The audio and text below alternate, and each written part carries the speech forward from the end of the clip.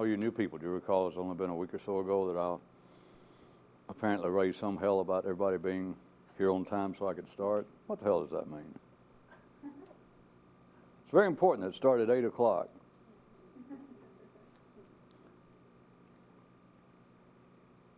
It's very important.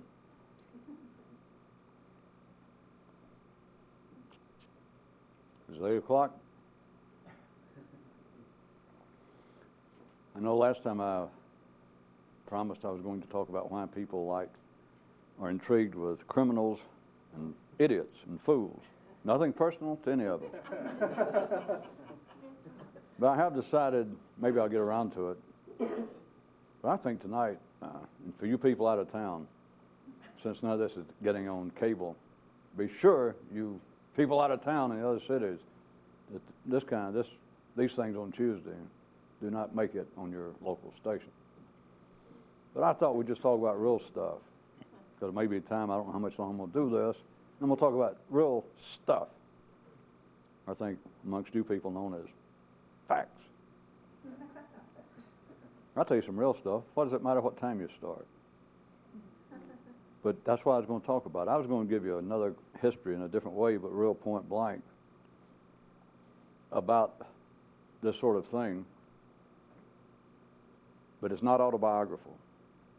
I thought I would do it in a sense of like the archetypical person. And it's not autobiographical, and it's not about you, it's not some secret hint. And I'm not going to name anybody, but take the whole world, the whole history of people who apparently have been involved with that great struggle, that enlightenment. And we'll put them all together and tell you a history that you never hear. Not because it's hidden, because nobody wants to hear it and nobody's interested. I know I keep disappointing some of you that like to believe in conspiracies, and I notice books come out, The Great Secret Work. Not that I'm surprised, but it's still the great secret. In no ways you could sell a book to a new ager or people that's always been interested and try in any way to operate in contradistinction there too would be to say the great secret work revealed. That's the only way, because as opposed to, you could not say the book that refutes the idea of a great secret work. Yeah. That it's a great work, but it's no secret. If you write such a book, my advice you didn't ask is do not publish it yourself. Don't put all your money in it, because it's going nowhere. But I thought I'd give you a real stuff history of it. And it doesn't have anything to do with me. It doesn't have anything to do with anybody in the past. And it doesn't really have anything to do with you personally, other than the fact that this is the situation you're in case we never see each other again. This is what you're faced with. How simple it is and how non-secret it is, but I'm going to put it to you in a different way tonight. Now remember, I'm just talking about, take all the great figures that you ever heard of, the Buddhas and the Mohammeds and Jesus and Confucius and Lao and Zara, everybody. And stick them all together. I am giving you the archetypical history, and it may well apply to some of you. That some of it may strike you as, well, that's almost my life story, and it may not. Because I can already tell there's a few of you new people that shown up that I can see the brightest brains, and I haven't checked, but I would bet money that you had pursued a dearth, whatever the hell that means, of weird books. I bet the best of you right now had never been in a cult. I bet you'd never done anything very weird except probably take weird dope, which isn't all that weird. So, some of this may not sound like, and to begin with, to some of you, that it is part of your life, which it's not intended to be. So let's go and you'll get the point as we go along, or else you won't get the point. But you won't even have the chance unless we go along. Thank you for that advice, kind assistant. This kind of thing is real simple to explain. It is so simple to explain. It is so simple to see that once you have your own understanding of it, all sorts of other things suggest themselves. It is this. And I'm not here just to repeat myself. The only way to do it to you correctly, or the best way to do it, is for me to tell you in my own words things. I'm presenting to you that life is alive. You can see it. It is not a theory, and it's not based on any sort of scientific information. It is just a fucking in-your-face fact. And an ordinary human can live the same way as a tree can live. Most people do live like a tree, like a possum, and you have got to be totally with your cards not only in disarray, the pack in disarray, but a whole lot of them now are gone if you believe that there's any sort of anything resembling consciousness going on in trees, cows, volcanoes. It is not, and no ordinary person would even say so. But then you attribute to humans consciousness, and it is simple enough. It is simple enough to get a person who is interested to see the fact that at any given moment they can be in two different stages, and they can call it consciousness. I could call it mental awareness. I could call it mental perception. I could call it using your human brain. But awareness or consciousness or attention, somewhere in there in the English language, any sane human, that if you could trick them into it sort of as a party game, can realize it. And it means nothing. But you can get somebody to realize it, and they are as close to Buddhahood, they're as close to enlightenment as all the popes, all the people who believe that they're out there teaching some sort of course have ever been. And you can do it sitting right there at a party if they're fairly sober, and you just say, well, just do this. And they do it, and you go, you realize that's not the way you normally live. And by then, you've ruined it because they go, well, yeah, you're right. It is simply this. You can live on automatic. You can live the way you were born. You can live the way that you've always lived, and we're not speaking physically, although you can't divorce that. But we're speaking right now here because this has never been involved. You've never seen posters of Buddha saying, you know, join up with me and lose weight. You know, Jesus didn't say, you know, I am the way, and I lead to better health. That's not it. So we're talking about here. You can live exactly the way you were born, and you live as much on automatic as any possum, any tree, any lion, anything on this planet. It's no theory. It's not based upon anything that anybody ever told me. It's not based on anything other than the fucking fact right in front of you, that life itself. And you can check it anytime you want to. You can either live on automatic, and you can stay there and talk forever, or 20 seconds worth of good thought, which I know it won't work because that 20 seconds worth of realization, it may take you another 20 years for it to finally sort of seep into all your pores, and you go, my God, I knew it was true, but I didn't actually know it was true. And that is that you can go right through life. You can have your normal ups and downs. You can even be successful. You could even be a successful teacher of great mystical work. And 20 years somewhere down the road, suddenly realize, my God, I hadn't been a teacher of higher consciousness. I have been playing a role of somebody doing that. You can live on automatic, or you can make a kind of extraordinary, you can make some unnecessary effort. It's almost impossible to do, and that's easy to explain. It's non-mystical. It is that life is already arranged. This whole universe, as far as you can perceive it with regular three-dimensional consciousness, the whole universe is already in motion. The momentum's going. Everything is arranged in a certain way, or if you like, just the planet Earth. But most people like to be overkilled if they're going to be killed at all. But the whole momentum of everything is arranged in such a way is that you try to stop, and it's like standing up. Consider the universe the size of some raging river. Well, some fast river. I don't mean raging like it's attacking you. And try to stand up. That's what you're faced with here. Except that really doesn't cover it unless you can picture a river the size of the universe. It's you, in a sense. Not in an antagonistic term, but it's you against everything else in the universe. For you to stop and think and try and think in a way that has nothing to do with the automatic running of what you normally think. And anybody can try it. You can tell somebody to do it, as I said, at a cocktail party to someone who seems interested. Say, hey, I heard something weird, and you tell them that, and they go, ooh. And they won't see the point of it, but they can feel momentarily, they can feel, that is not my normal state. And it's gone. It is unnecessary, and as I said, the first thing that you could spend 20 years or 20 seconds on is the full realization that you can absolutely live with nothing wrong, just the way you are. Now these guys, these archetypical people that get interested in this, the ones responsible for it, somewhere at a very early age, they've got the same kind of itching and the dissatisfaction that many people have, very common.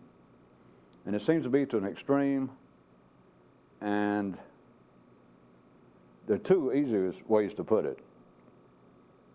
Neither one mean anything, so don't get involved. It's like they either want to become the smartest person in the world or the most powerful.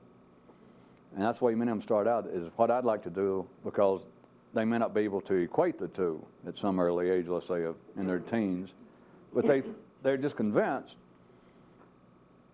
Well, they start out wanting to know the meaning of life. What the hell is going on? And almost every sane kid turns around to his father or mother finally and says, why is the sky blue? And his father says, because it is. And he says, well, why? And he said, because it is. And he says, why? And he said, shut the hell up. And that's the end of that. And the kid, he was a philosopher for what? 15 seconds. Well, I don't mean that as an insult. If there's any more to him, he wouldn't have put up with that. So don't feel sorry for him and don't go, oh, well, he got stunted. He was born stunted. So these Buddhas, and I'll remember I'm speaking archetypical, I'm giving you the history of it. They are convinced, well, they start out and they just think it's a simple matter. Boy, here it is, I'm alive, my brain's going, I'm little me. And somebody tell me what this is, what's going on here? It's like you just walked in this gigantic bus station, this big old game going on, this big old life. And you turn around to somebody, what's going on? Nobody knows what's going on. Certain people never give up. Very few of them, but certain of them never give up. And they're convinced, but they shortly learn. They understand that nobody knows. I've been through a little of this, even with you new people. There's a little bit more of it. At first they believe it's hidden, and then blah, blah, blah. They finally, if you're ever going to get anywhere, but these guys got somewhere, we'll assume. I'm speaking of sort of semi-fictionally. What I'm telling you is true, but I'm just making up one lump figure. They come to the realization that no one knows. Somewhere along the way, they come to the realization that anyone who did know is not alive on the planet, not when they are. They get to the point that they realize that, I'm not going to prove this to you, and I'm not going to tell you that's absolutely true. I would just say it, and you can imagine maybe I winked or not. That they may come to understand that due to certain mathematical and certain laws of dynamics in physics, that when they realize how, undeniably, fanatically, they're going to pursue this, it may sort of strike them that the planet, the universe wouldn't tolerate two people doing it at the same time.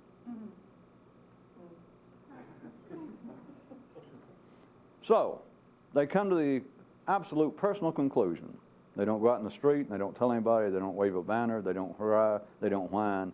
They realize if anybody ever knew, well, they do by then realize that somebody has known it before. Because then they're beginning to understand the genetic makeup of life and that life is alive, and so they know that somebody before them knew it, had gone through it. But then they come to a fairly reasonable operational assumption that there is nobody alive right then that knows it, or else they wouldn't be that incident, that it might not be able for two people to do it. Of course, that'd give you a whole new sense of justice right there if you're following it, because you think, well, this is some kind of great task. This is the way most people start off, or imagine any form of mysticism, that in some way you're doing God's will, or you've been selected. You know, poor old humble me, and the gods have smiled on me, and there's some great journey, some great mission, some great lesson I have to learn.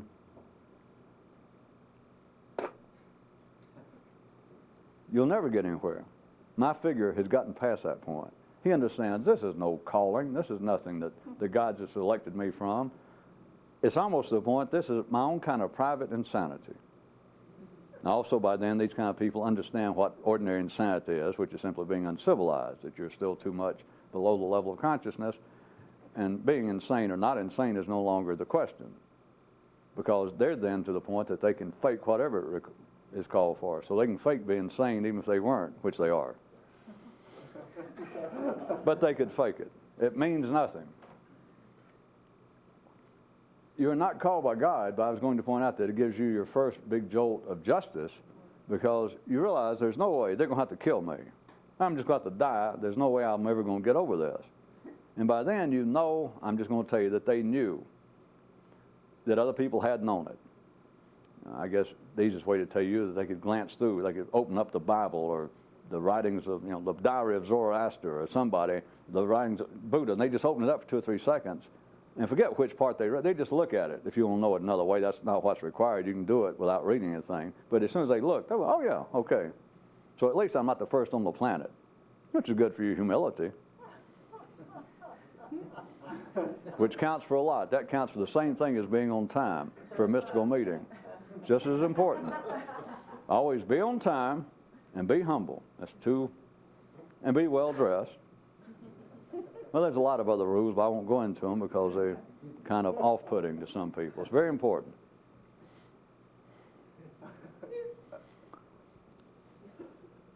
But there is a kind of justice that you realize, for whatever reason, here I am, and I cannot turn around. Nothing will stop me. Maybe I'll die if I'm lucky before I actually do drive myself crazy on a higher level, like a mystical level.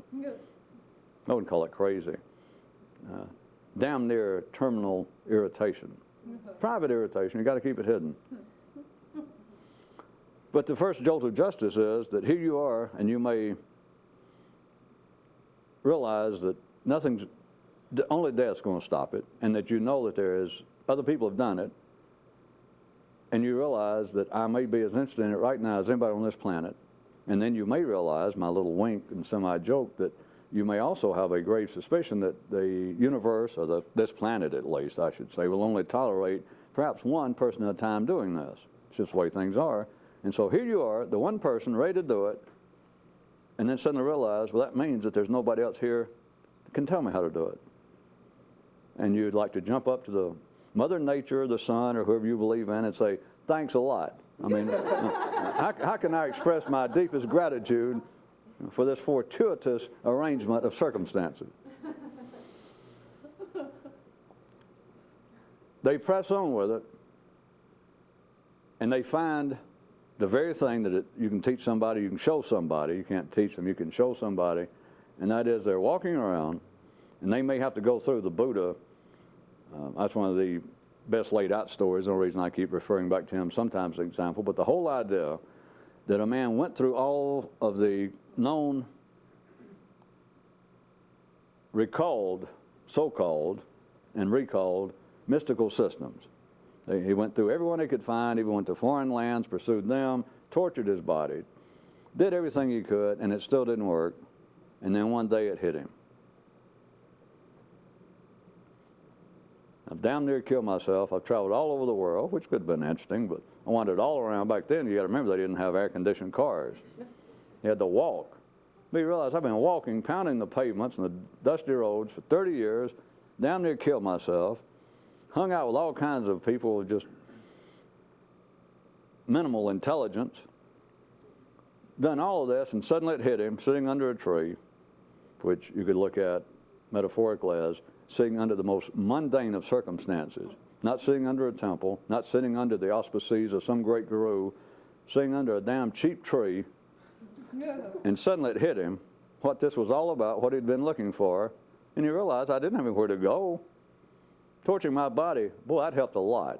I mean, now that I see what it is, oh boy, if I could just starve myself a little bit more, I would have been awake a long time ago, or dead. See, Buddha had a sense of humor too. In other words, he realized that in a sense, in an operational sense, I was about to make an easy way out, he had wasted his life up until then. The reason I said in a sense was because some of you are probably at the point now, you go, well, everything's connected, and a man had to go through that. Yeah, I can't deny that, but still, I got to point out to you, screw that shit. You can say that, but if you can get past it, surely you understand my crudeness, that you should say, well, screw all that shit. Unless you're just a masochist trying to, masquerading as a mystic, and you just want to suffer, go do it. But there's nowhere to look. Starving's not going to help. There's no physical ritual or discipline that will bring it about. I have pointed out there are things that you can do that will certainly interfere with it physically. Obviously, drugs and alcohol and etc. That will interfere with it, but there is nothing a man can do, there's nowhere to go. It is simply a matter that once he realizes it, I can live on automatic and probably live as good a life as anybody else. And of course, by then you might be 30 or 40 years, so it's kind of a moot supposition like, well, I made it this far in automatic. There's no reason to think I won't make it another 20 years, unless I die of humiliation now that I see it. Which, thank God, even among mystics, I'm not going to tell you that there's a firm record. There's a couple of ones that are suspicious of people, mystics, that actually died of terminal chagrin and embarrassment that, oh my God, you mean I have been doing this for 20 or 30 years and I just realized what it's all about. That's a little humor.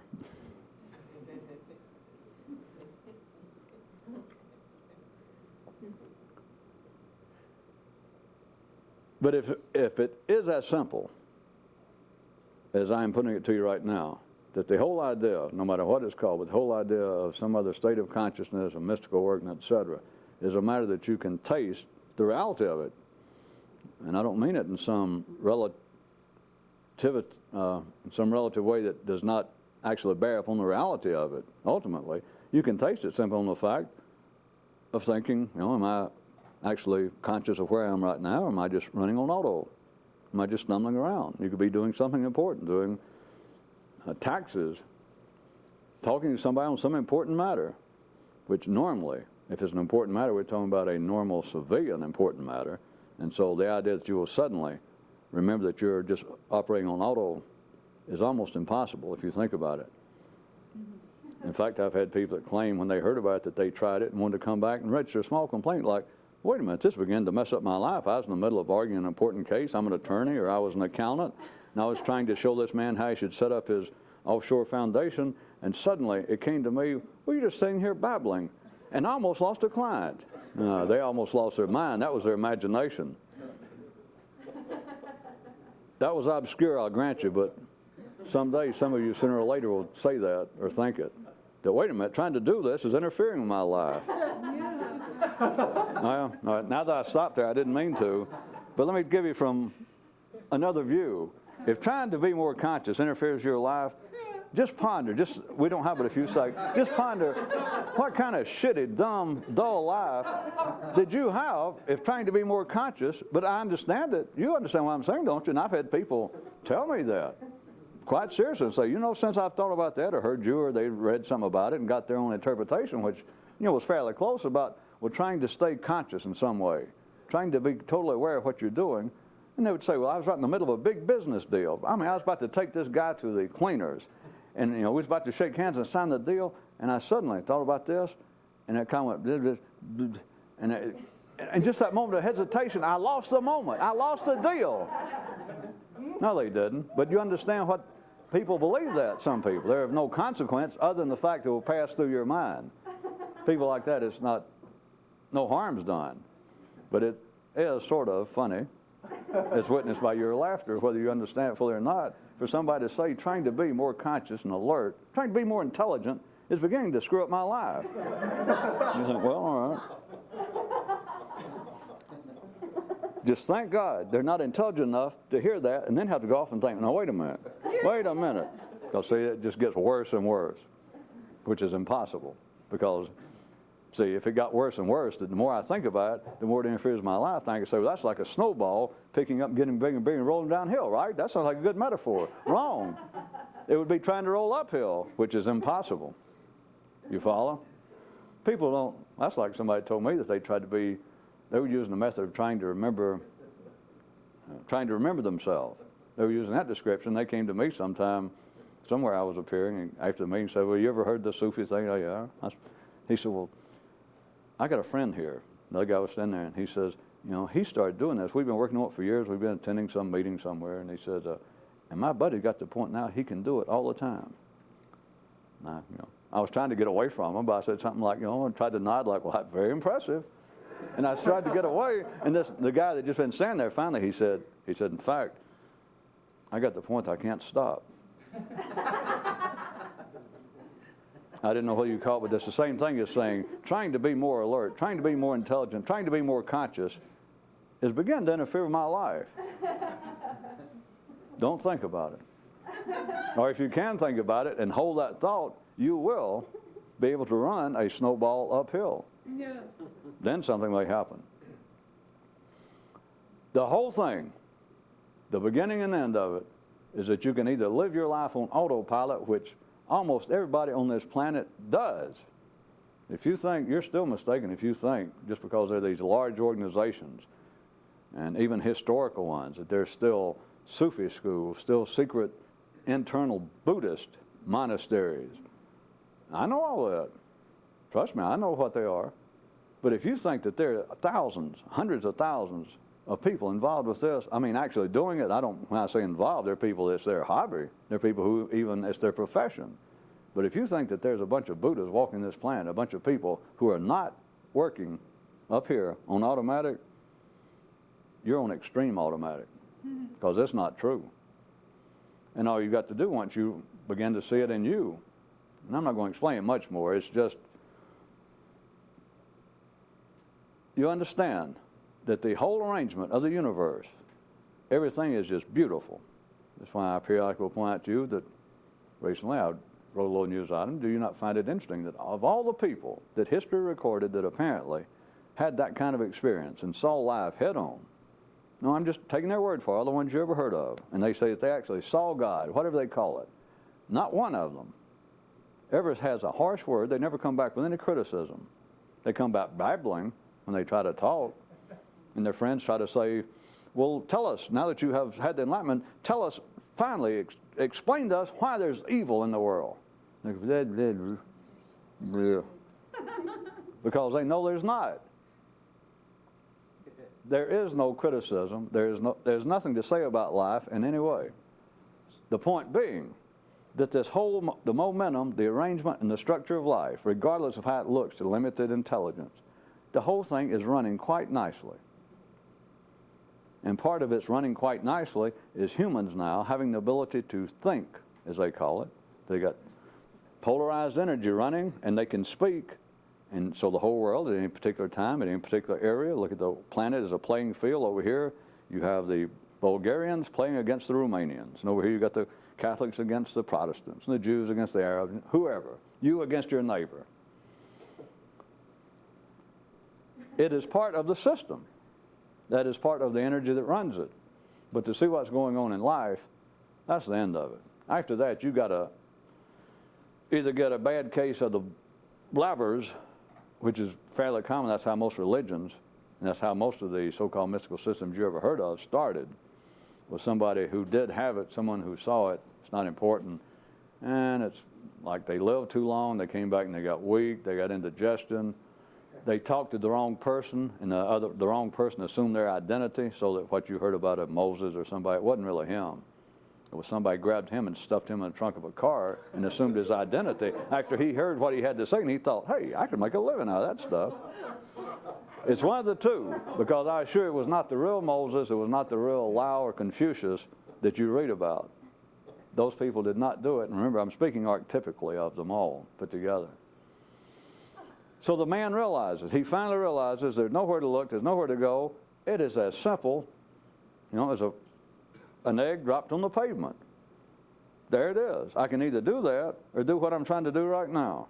That's it. I have been looking for that for 20 years, 30 years, whatever it was. That's what I've been looking for. I've looked everywhere, I've followed everything, and that's all it is.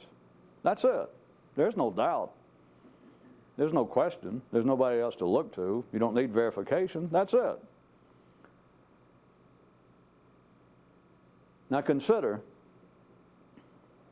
I repeat, I'm not using tonight, I'm not talking about me doing this and a potential crowd. Remember that. Now you got to take it inside. But I'm going to start off with the example externally. Imagine a Buddha, imagine somebody that understood this, trying to start some sort of following. For you new people, I wrote a story only last night. Let me throw it in right quick. The guy discovered an unusual fruit, and he decided to share it with others. And they declined and said that they preferred the older fruit to which they were accustomed. So he thought about it and tried this. He said, well, this new one has everything, has everything in it that you already enjoy and approve of in the older one. And they went, well, still no thanks. We'll stick with that. We're used to it. So he thought about it and he went, okay, this one is actually what your fruit was originally before it started to deteriorate. This is the original version. Still, they wouldn't go for it. So then he decided, well, he took their old fruit and he took the new one and he just crammed it into it.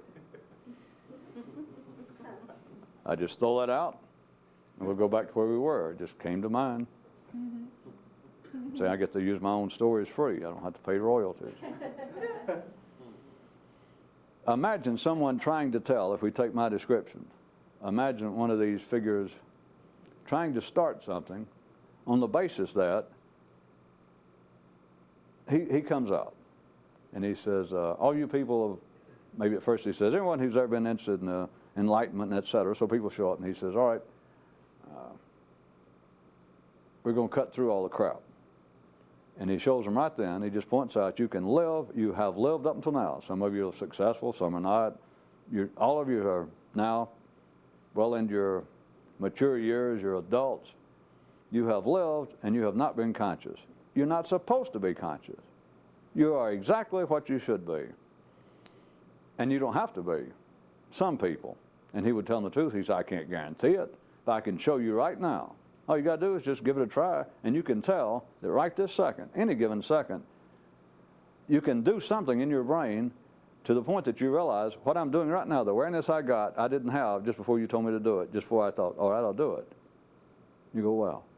And then maybe 2 minutes later, 5 minutes later, who knows what, maybe if you're still there, and he goes, all right, now wait a minute. Notice all of you lost it. You go, God damn, he's right. It's not a parlor game. But if he said, that's it, thank you, come sign up, come join my circus, come join the school, we'll all stick together, we'll start you realize, do you not, he would get nowhere. And why? I can give a multitude of descriptions. Here's the main one. Is on the basis of that, if someone told you that, someone who understood it and put it that directly, what it does not entail, what he did not say specifically in my story, he didn't, well, notice, but I didn't point out to you at the time, notice he did not say that you should do this. He did not say it's a good thing you found me, which is one way you can tell if you want a little side hint, other than me telling you, should be good enough. But if you're going to be silly about it, if you look back in history, according to all the reports of all these great mystical teachers, the way it's always remembered when I tell you that it was actually their evil twin, it was a stand-in for them, was that it's now presented always on the basis of, all right, here's what you should be doing as opposed to what you're doing now. That's all you got to do is see that one whiff. And that's it. If you didn't know any more than that, trust me, you will not go wrong to discount it, because it is not what you should be doing. How can you say that? How can people believe that with any reasonable intelligence once they realize that you can make them realize just momentarily that right now you can change what you call your attention, and you can get them to do it, yeah, just by being aware of it, just, yeah. Normally I'm just going around doing whatever you do. Let's assume we're talking about a very successful person, not some weird cat on the fringes of society. That you live a perfectly normal life, you can succeed, you can figure things out, you can improve your business, you can draw up new computer programs on your own, you can do all sorts of things. You can hold 2 or 3 different sexual relationships together, you can work 2 jobs, you can do all kinds of things that apparently are complicated, and yet realize I normally walk around in a state of which, in my brain, of which it has a companion state that some people, as soon as they do it, they go, God, that tastes better. Of course, the real mystics, as soon as you taste it, it's not like, It's they immediately go, uh-oh, that's it. I wasted the last 20 years. That's exactly it. That's it. And you know it when you taste it. if you know it. If you don't, nobody can convince you. But back to the fact, how are you going to, if you're trying to do this on a public basis before we put it, externally until I put it back in your nervous system yourself, to tell somebody, first off, you tell them you're living on automatic, and life itself is alive, and you're no more than a possum. Consciously, you're no more. Well, that's going to run off most of the people. I mean, nobody likes to hear that. But then if you get them to see, that you can change just right this second, you can change just ever so slightly, except it's ever so non-slightly. It's like somebody kind of pulled film off your eyes, to wit the historical description of waking up. It's like, well, Jesus. Nowadays, I strip your shades off, pull those sunglasses off. It's like pull off yellow jaundice off your eyeballs. And you think, God, people are three-dimensional, maybe even four-dimensional. I never realized that. And it's gone. But the person that sees that, and then after that, if you don't follow up with ordinary people and say, now do you see it? And you get them for a second, they go, you're right, you're right. You go, well, shame on you. Now, that's what's been wrong with your lives now. Are any of you people completely happy? And everybody go, well, no. Are you as rich as you want to be? No. Are you as healthy? No. Are you going to live forever? No. Are you able to slay all of your enemies and people that oppose you? No. Well, there you are. That's what's wrong. What are you going to do? How are you ever going to attract anybody? And we're fixing to go into your own nervous system.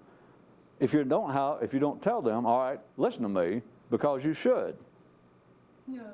No, you shouldn't. There's absolutely no reason in the world to. Why should you? All you got to do is do just like you're doing, and you'll live. And I don't say that insultingly. I don't go, that sounds almost like some good Southern Baptist preacher. All right, just ignore what I'm saying. Ignore what God wants you to do, and you see what happens. Yeah, you may live a few more years, but you just watch it. Your wife will leave you. Your corn crop will wither. Your damn John Deere will keep falling apart, and you can't get parts for it. That's what you expect. But once you just hear it, before we take it into you, that you see it. But once you hear the fact that you're running on automatic, and you get a glimpse of it, how after that can you believe that there you are 20, 30, 40, 50 years old, and you've done it in that condition? How are you going to wait then? When do you expect that as soon as you realize that? Just for a moment. And the guy go, You go, you're right. And you wait for the rest of it like, well, shame on you. And he doesn't say it. Or you wait for him to say, well, it's a good thing you got here, because now I can straighten you out and make something out of your life. You go, well, God, I'm glad I'm here. But there is no such follow-up. It's only the evil twin of Muhammad that supposedly said, good for you people. It's a good thing that you saw the light. You better listen to me. And they went, yes, sir. Glad to hear it. Now, the real Muhammad, he pointed that out to him, that you're living in a camel's dream. And someone went, wow. And then, he went off and get a burger or take a nap or something. And a few people went along and went, woo, woo. After that, I'm not going to tell you what kind of conversation went on. But once he walked off, the crowd walked off. Or once he said, there it is, and they went, wow. They waited to be kicked around and slapped, and it was not forthcoming. That's the end of it. Now, into you. How in the hell do you ever expect to make yourself do anything when there's no reason to do it? You are faced with the same condition of suddenly being confronted internally inside of your own nervous system with the evil twin of Buddha or Confucius.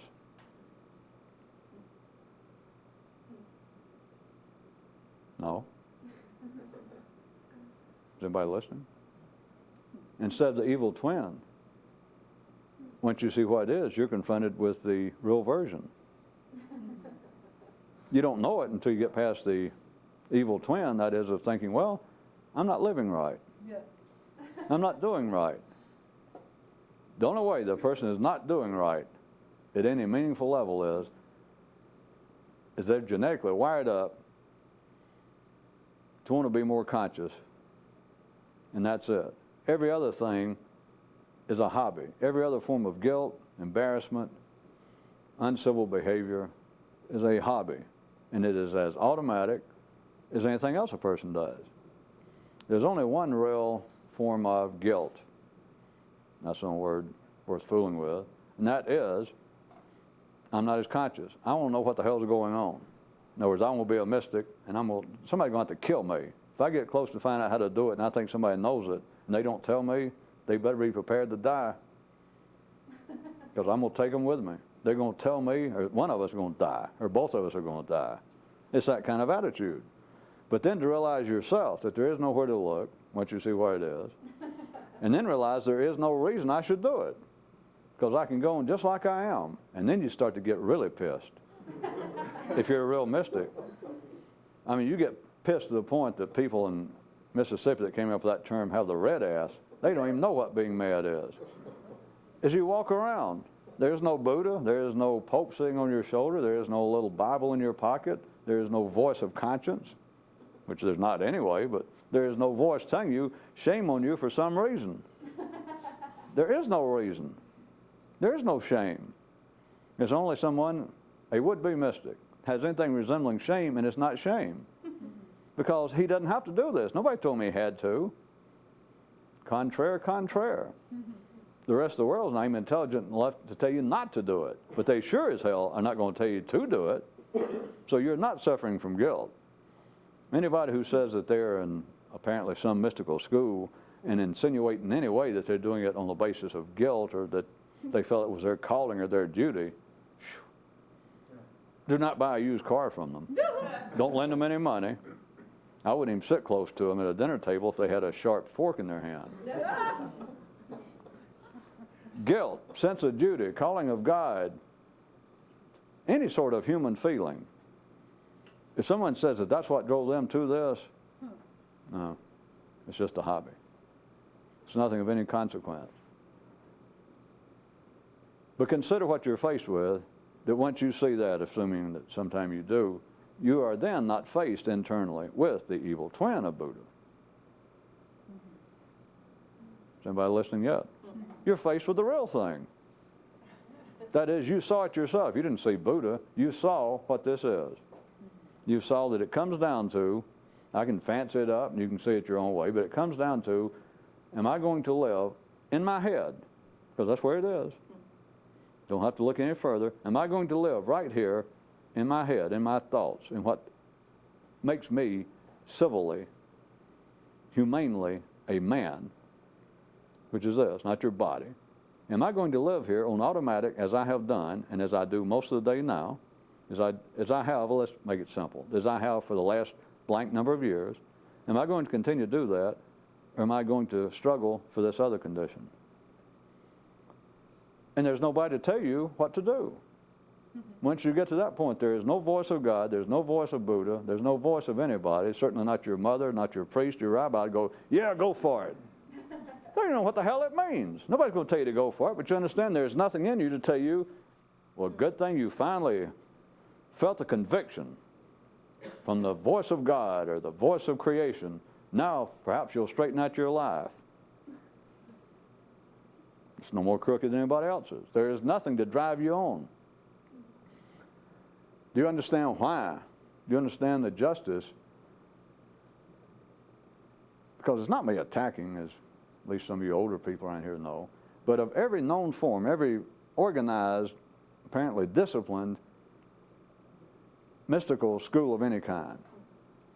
Once you understand it, the situation I'm describing, you understand that's simply a hobby. It might as well be a rugby team. It might as well be a bird-watching society. Or else they would not be organized. No one involved knows what they're doing because there is no organization for this. If you have an organization, it means that we're trying to change because we should. That's no reason people get together. You don't know that by now? If you want to lose weight, people who want to lose weight, I can put it to you simple. People who actually want to lose weight, they do not go and join up with a club. If for no other reason, you say, I know those things are profit-making organizations. If you want to lose weight, why do you need to go and sit down with somebody with whatever they do, and you go down to a shopping center and pay money to go in there and sit around with other people and they go, we want to lose weight. It's a hobby. I'm not making fun of it, but if you want to lose weight, Of course, I can go back to my kind of humor just between us. Anybody that has to go join for the club to lose weight, I would suggest that they got a problem before obesity. They got serious, stupid problems. All right, I'll go join an organization to quit drinking.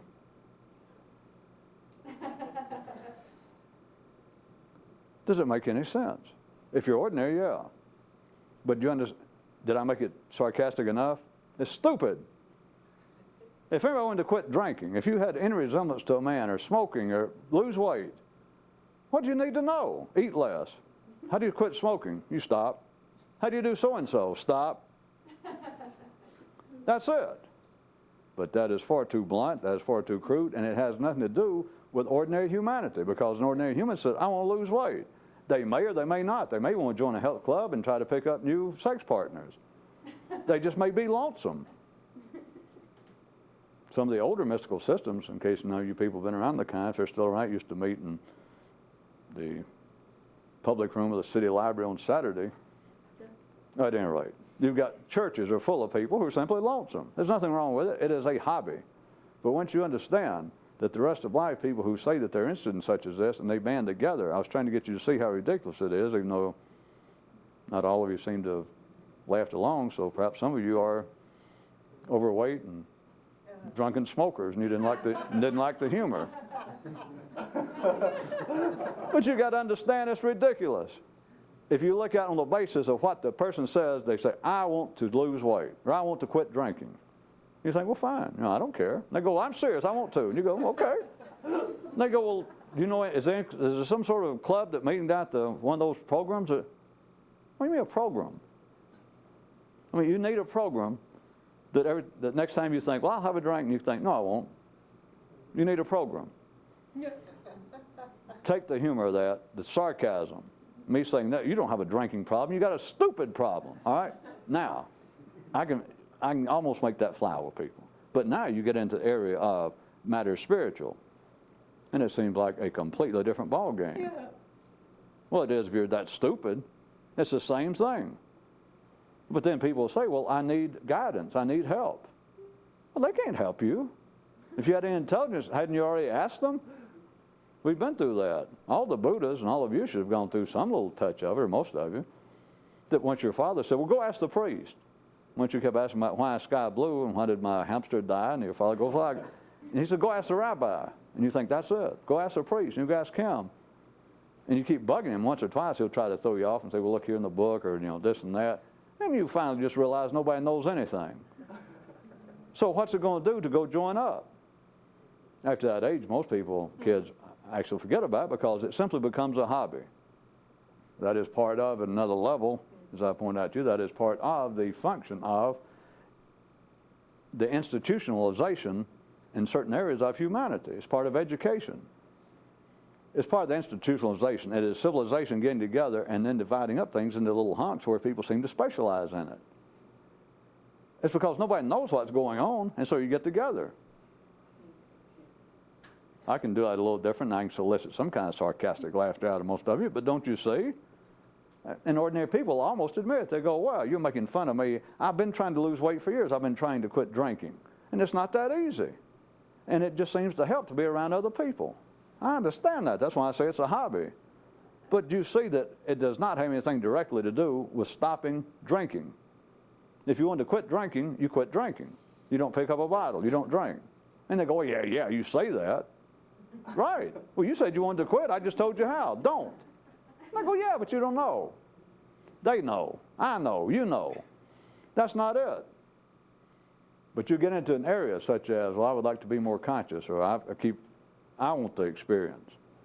And I need to be around people. I need help. If you believe that, you don't need help to be enlightened. You need just walking around brain help. Back to my sarcastic humor. You're dumb. You don't understand what's going on yet. Anybody that tells you they can help you cannot help you, or they wouldn't be saying that. And every time they say they can help you, it's always on the basis that you need help. You don't need any help. And if you don't know that by now, if you don't have, I know you can't know it all the time. Or if you did, I'd know that you knew it all the time. And none of you know it all the time. You do not need help, but you've got to reach the point to understand, I don't need help. You got to be able, at the better moments when you can pull yourself out of that automatic state of consciousness, that autopilot, that you can look around and you realize I am living my life. It's been days, weeks since I thought about this. I have been through all kinds of business deals. I've been up and down. I almost killed myself. I almost broke up my marriage or whatever. And I did it all, and I might as well have been in a dream. Or I might as well have been like a plane on autopilot. Nobody's up there.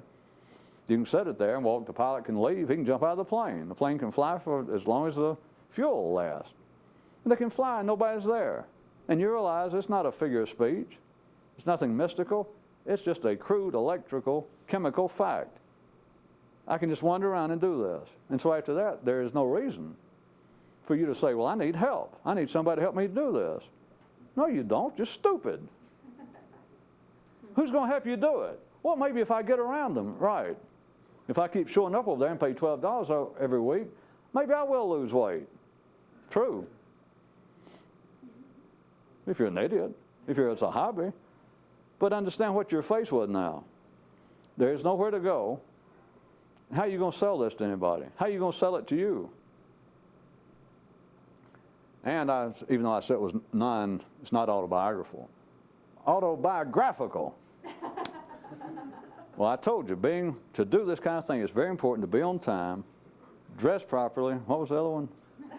Well, I was going to say, and use good grammar. But there was another one. I already left it out. Well, that was the most important. Be on time, good grooming. Huh? Be humble. God damn it.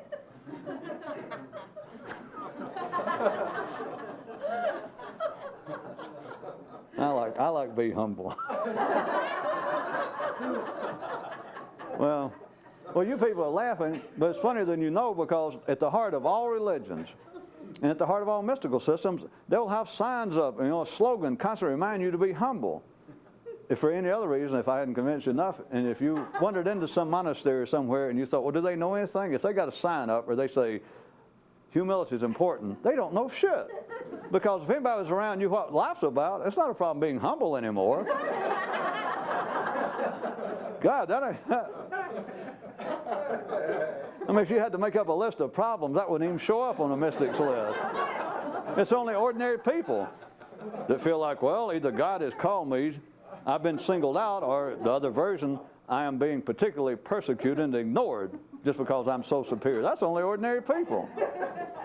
See, that's part of being on automatic, is that you think in some way that you're important. And if you try to tell people that, which I wouldn't do anybody to understand, you're not going out in public and tell people, hey, you're just all a bunch of cows and sheep. I just throw that stuff in and make it sound like metaphors. But you've got to believe that humility is important one way or the other, that it even exists, that it's some sort of problem, is absolute proof, if you need it, that someone's on automatic. Because once you see what life is, all ideas about being humble or being egotistical, that'd be like going back, showing up at an AA meeting with your bottle. I couldn't think of anything worse than that. It is no longer the problem. Once you see where you are, once you see the way life's arranged, anybody on automatic has no right to feel if they knew what they were doing. They have no right to feel egotistical. They got no right to feel persecuted. They got no right to take life personally, literally. And that's not just a sermon from me or a phrase. Once you see it, you realize if you're walking around on autopilot, you're thinking, you're doing exactly what life wants you to do. And life did not single you out. Life don't even notice you or me. But you suddenly realize this whole thing is running. It is just a beautiful structure, and it is running automatically. And it's not required that you do otherwise. And once you see that, you understand why I was trying to come up with some really sarcastic way out, punchline to it. It's not, you can't say, well, oh, I feel humble having seen that. Like it's something that you felt like, well, it's so awe-inspiring. No. When you see what's going on, and take my description, how can you feel that, well, I'm important? Well, at any rate, it's just, but notice again, if you want to see the kind of justice, the very things that would seem to be at the heart, and they have always seemed reasonable to you, and probably some level above reasonable, about humility is important. That will get almost any civilized, sane person in the world. You don't even have to put it in a religious context. You just say something like, listen, even if they're atheists, you say we're all humans, we're all here, and we have the same problems, and some of us have certain talents, some don't, but even us who happen to perhaps be a little more gifted in certain areas, we shouldn't lord it over other people. Humility is important. All the person is saying is, I got no idea what in the hell is going on in life. Humility is not important. If you see what's going on in life, the word humility or egotism never even crosses your mind again. It's just irrelevant. It's non-existent. How are you going to, what I was going to point out, how are you going to tell anybody anything? The punchline I was sort of getting at tonight to stop on time was if you followed any of this, and me to present it now like, not autobiographical, but if someone was trying to present this and said, listen, I'm going to give it to you straight. There's no sense us putting together some organization. There's damn little sense to go in any kind of rituals, any kind of exercises, any kind of lighting of candles, any kind of reading of anything. Because I'm going to tell you what it is, and I told you as simple as I had, that life itself is absolutely alive, every inch of it. You are simply a part of it, and you're going to live unless you make some extraordinary effort that is absolutely unnecessary. And it's all here. That's the only place it is. Of course, your brain is not separate from the rest of you. We're not discounting the body and all of its pleasures and all of its ills, and it's going to die, and etc. But everything you want is right here, and it's not anywhere else. It's right here. The only monastery, the only school in the world is right here, and all it amounts to is this. Yes? Is you can be like you are now. It's exactly whoever you are. Fred, Jane, Mary, Luigi, no matter who you are, that was it. You were born that way, you'll die that way, and nothing's wrong. Nothing. I know you think a whole bunch of things are wrong, but they're not. If you think they are, okay, but they're not. And that's the way you think right now. And they go, yeah, all right. And you say, when you can become aware of that, you can't even think of any problem you have. Of course, again, life's got you because just that slight shift, every problem you got in the world is gone. Except it's momentary when you first do it. And if I say, see, right now, you can't think of any problem you got, and you suddenly think one of the problems you got to prove I'm wrong, and sure enough, there you are. But then to tell people, or to not tell people, that you get their attention at all, and they go, I like it. I like it. I mean, I can't hold on to it. You're right. I can't hold on to it. But you're right. I can feel something happen in me, and it just felt right. God, I'm glad I found this. My life would have been ruined. And they wait for you to join in like, you're right. God, aren't you glad you found me? You lucky little devil, you. And the guy didn't say anything else. Well, where'd I join up? What should I do? I don't know. What do you want to do? No, what should I do? What should I do? But now consider. Now let's jump finally and lastly.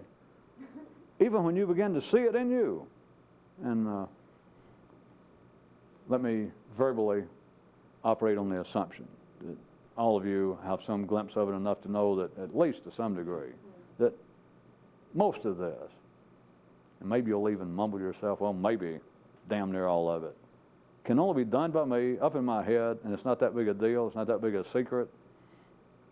And yeah, you could be right. Look how hard it is for you to remember that, because you're in the same position of me describing suddenly some archetypical mystic, rather than ones you always heard about, call some great meeting, call people together, and say, here's what it is, and this is all it amounts to, and that's it. And maybe one person will say, all right, I'll take a question or two before I go, and the guy says, well, how often should we try to do this? Or as soon as the word should comes up, and he just kind of shakes his head and walks off, and that's the last you ever hear of it. As much as it seemed to meant to you when he first spoke, for those first 2 or 3 minutes, and described it, or an hour if he was taping it. Does it for an hour, and you say, well, but, and somebody says, what should? And you go, well, whatever you think, and he leaves. Now consider that whole thing in you, that you get a glimpse of it, that you're almost convinced that, yeah, it's somewhere along these lines. Your description is not untoward, I can feel it. Look what you're left with. if you don't go join up with somebody, if you don't go join up the Jenny Craig School of Mysticism or the AA 12-step program to enlightenment, that is, that there are the people around going, well, how you doing with it? Well, I don't know. Sometimes it goes up, sometimes down. You go, well, me too. Right. Assuming you get past that point that you don't end up in an organization, which is almost impossible, because you suddenly realize I am the albatross, except I'm around my own neck. I'm the only neck I got.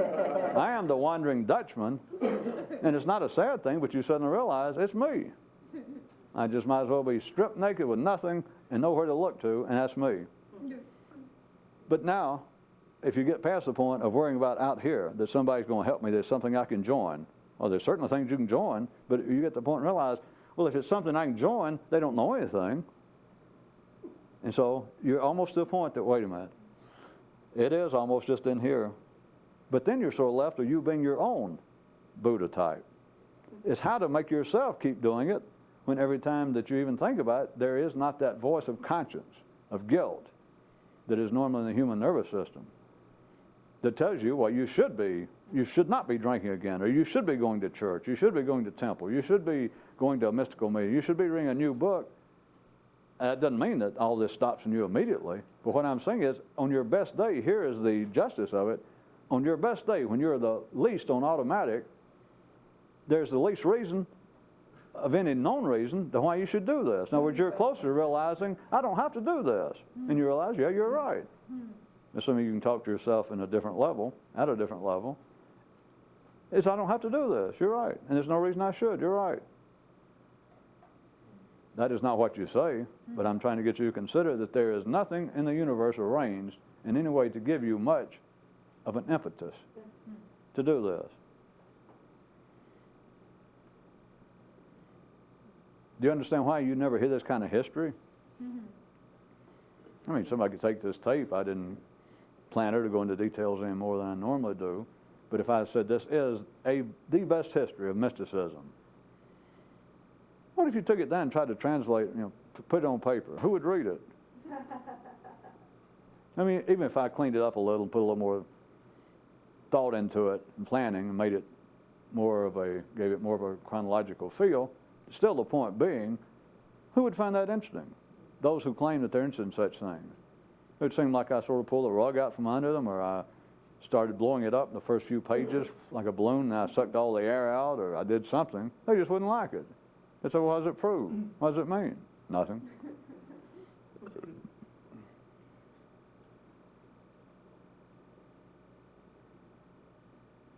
It's really a great secret work. I always like the great secret work. They use that one for years and years and years and years. Every now and then they'd change it a little bit. Some German school or some Indian school would add a modifier here or there. It was always the great secret work or the great secret struggle, which all the words are fine, but it's always the great secret. Well, those who pursue it as a hobby, if it wasn't a secret and they saw what it was, they went, oh, shit. That'd be the end of that mystical school. That'd be the end of that author. That'd be the end of that religion. If suddenly somebody in the religion or in the school could pop up suddenly in the midst of it and say, by the way, all you people been studying Zen all these years? And they go, yeah. Somebody he could get all the millions of them, or Sufism, and say, by the way, I just happened to be passing through this life, and I was here, and I decided, would you like to know, do you realize that what you're doing now has got nothing to do with it? Yeah. Boy, wouldn't they all be happy? And then I'll go, are you serious? And they go, yeah. I mean, it's not my business. I'm not trying to take over. But if you're actually interested, I'm gonna point out to you what you're doing now is not it. I mean, it's just a hobby. God, they would be so thankful that he took the time and trouble to stop by and point out that you have wasted your life. But I mean, on a higher calling, oh, they would be delighted. I mean, to tell you the truth, I said I was not going to get into any autobiographical areas, but I'm just been saving every cent I could to try and buy global time, to spend everything finally to announce to the whole world, because I just know that will be my fortune. That will be the beginning. Yeah. I mean, everybody will be so pleased to hear that. So you are crazy. Yeah, it was just a joke. If it is not considered to be secret, it is not considered to be somewhere else, even the hobbyist would not pursue it. It sure is simple. But when you see what it is, when you see how you normally live your life and realize that absolutely, there is no reason to do this. And that's not a figure of speech. It is very hard to make yourself do it. That's why there's so few. I'm sure that many people that's heard me say something like that thought I was exaggerating or had some reason to say that there were not thousands of people on this planet engaged in the real secret work. There are not thousands of people walking around in a higher state of consciousness. Those that consider this a hobby, I know, will discount that or figure I was trying to prove that I might be the only person or some shit. I know what he's up to. No, they don't. But I'm telling you, and all you got to do is find it in yourself once you realize that it's right here, it's with you all the time, and everything in life is almost, you don't take it personally any longer, and you know this is not true, but it's as though the universe and life itself had arranged everything. I mean, this is a fair description. Once you see it, that it's like it produced in you the ability to be more conscious, and then thought, and then arranged, I'm talking about every goddamn motherfucking thing in the universe, from every form of entertainment, movies, music, almost anything other than just straight missionary position fucking, eating beans and cornbread, maybe some white bread, sleeping on something reasonably straight and stiff. But other than those things, and staying out of the rain, not catching cold. But almost every other thing that humans do, you can see in a certain sense as though the gods and everybody got together and go, why don't we every now and then pick out somebody and make them want to be, we'll let them call it more conscious. So they can almost see what's going on. They go, yeah, that'd be kind of fun to see what happened. Then they went, yeah, but I tell you what'd be more fun, because it won't matter. Let's arrange everything in the world, everything that they ever run across. Everything, weather reports, economic reports, all education, all entertainment, everybody's common sense, all forms of religion, all forms of politics, everything in the ordinary world. Every now and then we'll produce somebody that's trying to see what's going on, and give them just almost the ability to, and then arrange everything in the world and just set it up, because what the hell they care? To where it pushes against it. That is, once you see it, you won't take it personally, you understand. But that is not by any means an unfair description. It just simply is. You just look around, but of course you also understand then why it is so common, and I don't mean that they all understand it by any means, of why it is so common for people to retire from the world. And it's not the fault of anything, but when you realize you can turn on the radio, it doesn't matter what station, just turn it on, and there is what you should not be doing in your brain if you were listening and taking it seriously. Turn on television, pick up any book. I don't care if the book says how to be more conscious. It doesn't matter what it says. You are not being more conscious if you're entertaining what somebody else thought, because if they knew what was going on, they wouldn't be talking to you. That's a crude way of putting it, because then you can always discount me if you wanted to, but hey, you can discount me anyway. Well, you can discount me, but there's a certain point, and I don't come that cheap. But I give greens. No. That literally it's not unfair to say that almost everything in life, if it does not have to do with just physical survival, is almost everything in life is in contradiction, is in opposition to you being more conscious.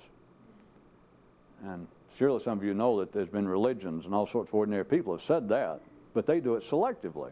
They go, you're right. And then they'll start picking out slasher movies or pick out some religion that they don't approve of, not their religion. No, it's not selective. It's why ordinary people still won't listen to it, because you mean you're not being critical of anybody? No, I'm just pointing out that everything's arranged to keep you from doing it. That's not fun. That doesn't even make any sense, because they won't know which ones. All of them.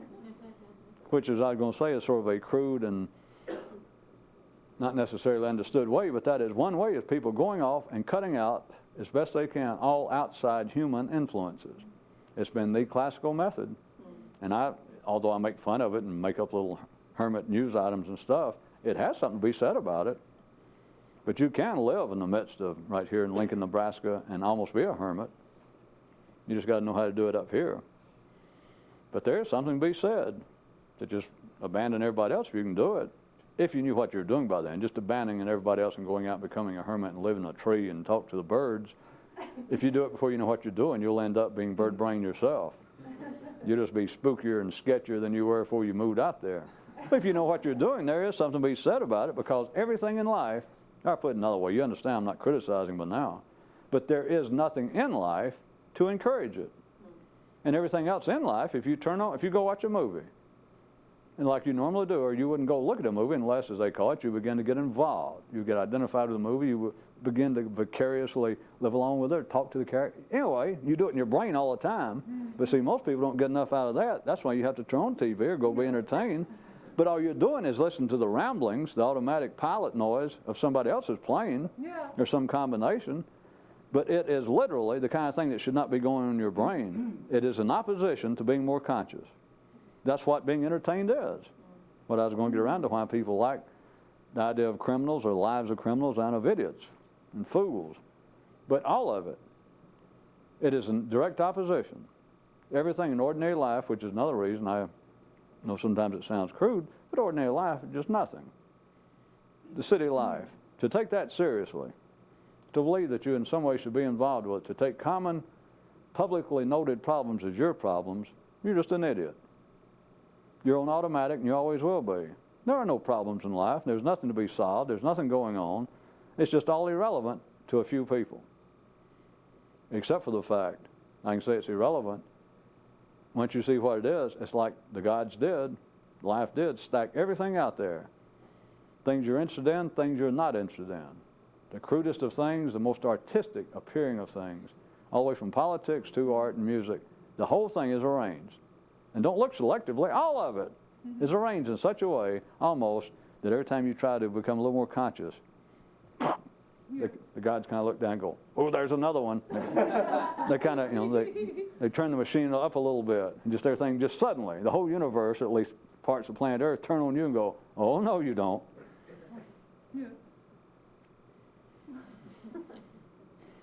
Other than that, cheer up, especially people out in California.